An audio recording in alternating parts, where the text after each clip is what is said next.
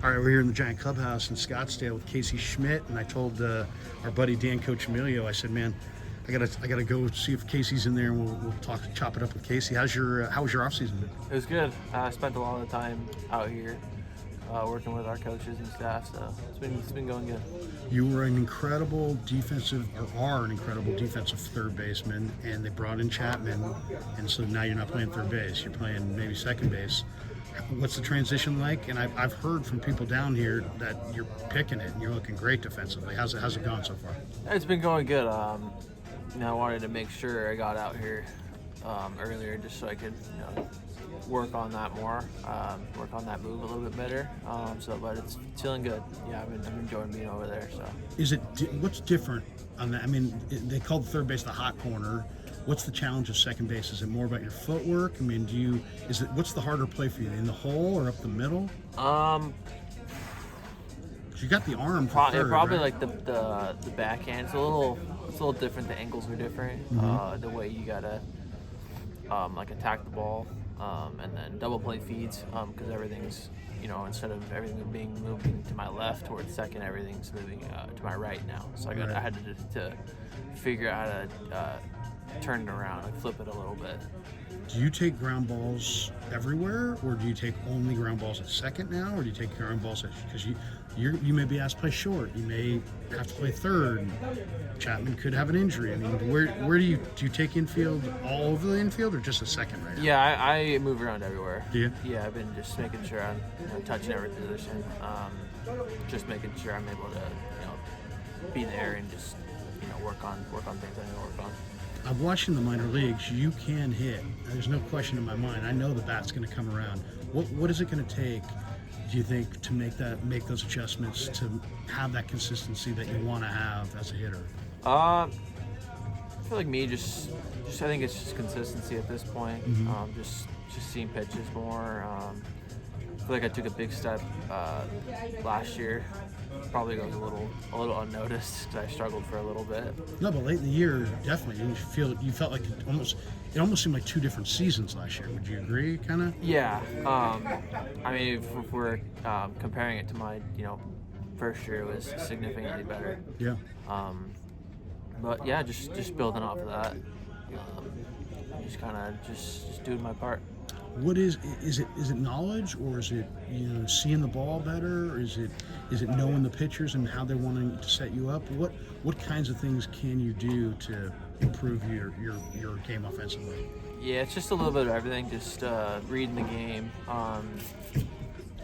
being able to hit with situations. Yeah, I think it's just about repetition, pretty much, and just having that knowledge of how the pitchers are going to attack me, and pitches that I need to hunt.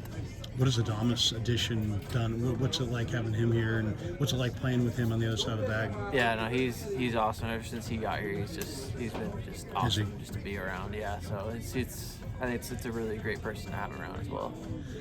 Moving positions as a pro is got to be hard, right? So Fitzgerald's trying to move to second. What do you think of him defensively? What's it like? You're competing with him, but at the same time, you're teammates. You want each other to succeed. Yeah. What do you think of him on that side of the bag defensively? Really good. Yeah, I think he looks really good there.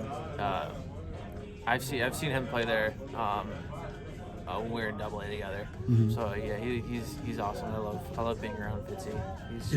If I was a big league hitter and we were talking hitting, and we started talking about Double A compared to the big leagues, talk to me about it. What is the difference? Is there a difference? Yeah, just as you go, pitching gets a little better, breaking stuff becomes a little sharper, game's a little faster. Mm-hmm. Yeah, but at the end of the day, it's baseball, so you just gotta just stay grounded and just do your thing. Is it more of a mental grind, or is it the physical grind? Because I mean, sometimes I'm watching these guys who throw hard, and I'm like, how do you throw hard, like 90s, high 90s, from February through October? I mean, doesn't your arm get tired at any point? But then there's the mental grind of this sport as well. What would you say is the bigger challenge, the mental grind or the physical grind? Probably the mental grind. Mm-hmm. I think if you dwell on maybe had a bad game the day before, or, whatever. Being able to flip that switch and just kind of erase it and just go on to the next day.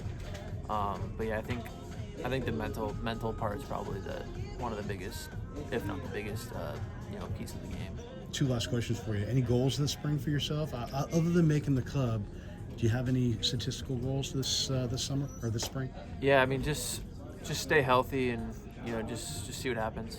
That's kind of not in my control. So we'll. Just don't worry about what you can't control. Yeah, don't worry about what you can't control. I have a year of options still, so whatever happens. 2 years ago, man, I was sitting in this clubhouse interviewing Elliot Ramos. I think he might have had this locker even.